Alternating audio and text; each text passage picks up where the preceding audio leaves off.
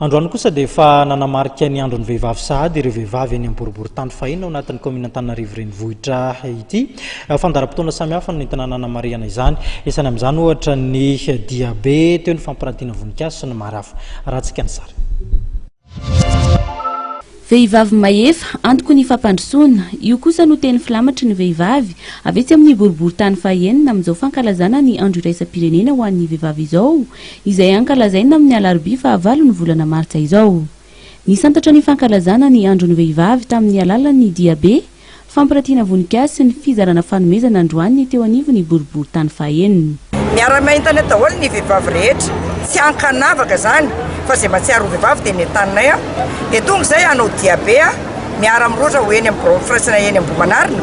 Dia rehefa tonga eny izahay misy fampirantiana voninkazo ataonay eny, dia misy fampianarana ihany koa mahakasika ny fiofanana agriculture urbaine, dia rehefa avy eo fiofanana charbon écologique. Izany rehetrarehetra izay zany dia hoentinay ao anatin'ilay hoe vehivavy maefa antoko ny fampandrosoana.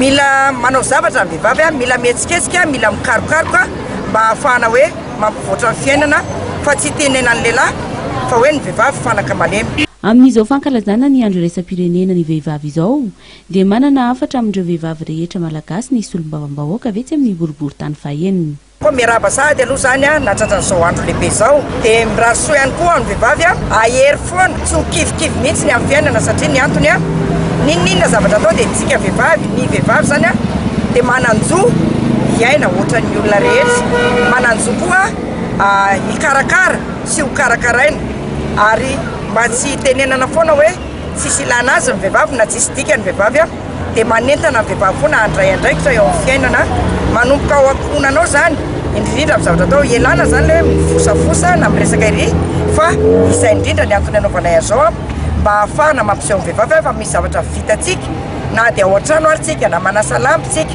na tsy miasa biraotsika dia afaka mahavita zavatra foana ny vehivavy. Nanambara ihany koa ity solombavam-bahoaka voafito amin'ny boribory tany fahenina ity fa mbola tsy ampy ny fampandraisana andraikitra ny vehivavy eto Madagasikara indrindra amin'ny resaka politika.